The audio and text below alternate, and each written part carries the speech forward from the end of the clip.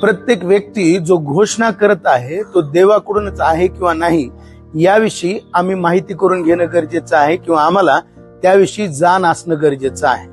प्रेषितांची कृत्य 16वा अध्याय आणि 16 ते 18 वचनामध्ये ज्या वेळेला पौल सेवा करण्यासाठी निघाला त्यावेळेला त्याच्या पाठीमागून एक मुलगी येत होती आणि ती मोठ्यानं लोकांना सांगत होती की हे देवाचे लोक आहेत, यांचं ऐका.